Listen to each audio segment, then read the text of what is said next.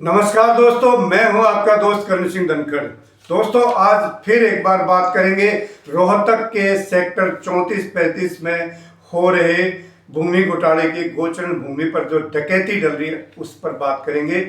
इसमें हम निगम का क्या रोल रहा, निगम किस तरह से इसमें जो है इस घोटाले में शामिल है, उस पर बात करेंगे। प्रॉपर्टी आईडी क्रिएट करना ये निगम का काम है। वहां पे किस लेवल पर कौन कौन अधिकारी इसमें जिम्मेवार हैं, किसने गड़बड़ की है, ये सब इस पर वीडियो पर बात करेंगे। आज आप वीडियो के साथ बने रहिए अंत तक। और जिन साथियों ने, जिन व्यूअर्स ने, जिन दोस्तों ने अभी तक चैनल को सब्सक्राइब नहीं किया है तो ये घंटी बजा दीजिए टन से और चैनल को सब्सक्राइब भी कर लीजिए। तो सबसे पहले मैं आपको यही प्रक्रिया समझाऊंगा कि प्रक्रिया क्या है। आईडी, हर प्रॉपर्टी की आईडी क्रिएट होती है, बिना आईडी के कोई रजिस्ट्री होती नहीं। तो प्रॉपर्टी आईडी जो निगम की जो जमीनें हैं उसमें सबसे पहला जो काम होता है वो प्रॉपर्टी टैक्स क्लर्क का होता है। ये डाटा एंट्री करता है इनिशियल स्टेज पर।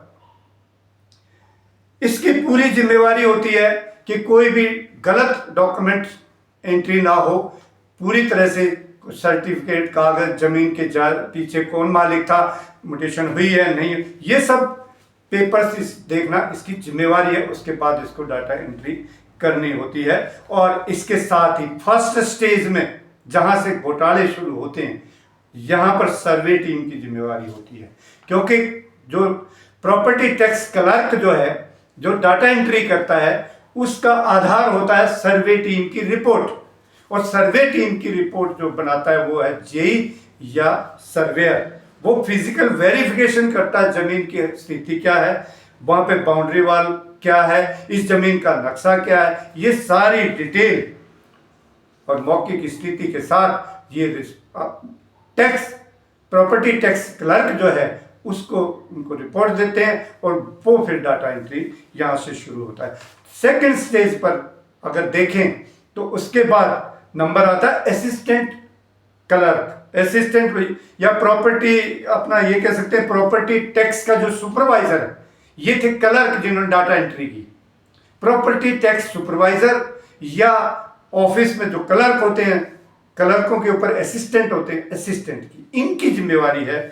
सेकंड स्टेज पर इनका काम आता है। इन्होंने जो डाटा एंट्री फीड किया है टैक्स क्लर्क ने, उसको पूरी तरह से चेकिंग करना, ठीक से बना है नहीं बना है, कोई फेक इंफॉर्मेशन तो नहीं है, कोई फर्जीवाड़ा तो नहीं है, ये सब चेक करने का काम असिस्टेंट का होता है। प्रॉपर्टी टैक्स सुपरवाइजर का ये काम है। एक एक चीज को ध्यान से सुनिएगा, ये आप सभी के लिए जानकारी भी है।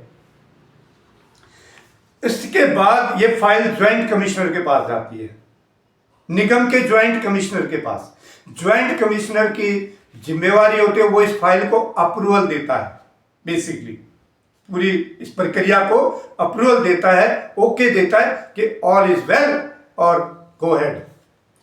ये इनकी जिम्मेवारी होती है। उसके बाद ज्वाइंट कमिश्नर के बाद ये फाइल लास्ट जो है जिम्मेवारी निगम के अंदर, ये होती है कमिश्नर नगर निगम की।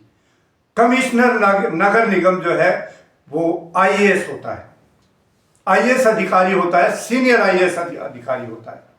उसकी पूरी जिम्मेवारी बनती है, अगर कोई फर्जीवाड़ा होता है तो सारी लायबिलिटीज उसकी बनती है। और इसके साथ ही आईटी डिपार्टमेंट होता है। आईटी डिपार्टमेंट जो नो ड्यूज सर्टिफिकेट देता है, उसकी भी जिम्मेवारी रहती है, क्योंकि ये जो है पोर्टल पर अपलोड करते हैं। आईटी डिपार्टमेंट नो ड्यूज देता है और इनका काम होता है सारे कंप्लीट शुरू से आखिर तक के डॉक्यूमेंट चेक करके, सारे अधिकारियों के सिग्नेचर्स चेक करके, पूरी फाइल को कंप्लीट चेक करके ये उस आईडी प्रॉपर्टी को ऑनलाइन करते हैं, पोर्टल पर डालते हैं। आखिरी जिम्मेवारी इनकी होती है। और इससे बाहर नगर निगम से बाहर एक जिम्मेवारी और तय होनी चाहिए, और वो होती है, शायद होती है, ये जिम्मेवारी भी होती है तहसील की, जो कि एनडीसी नो ड्यूज सर्टिफिकेट इनकी जिम्मेवारी होती है। और इसमें यहाँ पर तहसील के ऑफिस में सबसे बड़ी जिम्मेवारी पटवारी की और रजिस्ट्री क्लर्क की और रजिस्ट्रार यानी तहसीलदार की ये जिम्मेवारी बनती है कि वो इस तरह के सारी चीज़ों को ध्यान से देखें और तब उसकी रजिस्ट्री करें। अब क्योंकि बड़ा फर्जीवाड़ा हुआ है, ये किस लेवल पर हुआ है, ये सरकार को जो है इस फर्जीवाड़े की सब तहकीकात होनी चाहिए। इसमें हो क्या सकता है, कानूनी पहलू क्या है। अगर ये फर्जीवाड़ा सिद्ध हो जाता है तो इसमें इन सभी के ऊपर, जितने भी इस चेन के शामिल हैं, सभी के ऊपर 420 आईपीसी की धारा 420 और 467 के तहत केस दर्ज होगा और इनकी सजा तय है, क्योंकि यहाँ फर्जीवाड़ा हुआ है और गोचन की भूमि है। निसंदेह ये फर्जीवाड़ा है, यहाँ पे फर्जीवाड़ा हुआ है। तो मैं सरकार से, विशेष करके मुख्यमंत्री महोदय जी से मैं ये अपील करता हूँ कि मुख्यमंत्री जी, आप युवा हैं, आपका लंबा कैरियर है, राजनीतिक कैरियर बहुत लंबा है। अपने आप को पाक साफ रखने के लिए ये आपकी शुद्ध रूप से जिम्मेवारी बनती है कि इतनी बड़ी बात अगर हो रही है तो उसकी पूरी तहकीकात कराए और ताकि ये दूध का दूध पानी का पानी हो और ये प्रक्रिया जो है सुचारू रूप से चले, गोचन भूमि की जमीन बचे, इस जनता के हकों पर डाका ना डाला जाए, इसको रोकने की जिम्मेवारी मुख्यमंत्री जी आपकी है। अगली वीडियो में मैं सरकार क्या कर रही है, राजनीतिक पार्टी क्या कर रही है, और इसी के ऊपर जो है मैं अगली वीडियो डालूंगा। तब तक के लिए अपने दोस्त करण सिंह धनखड़ को दीजिए इजाज़त। जय हिंद साथियों, जय भारत।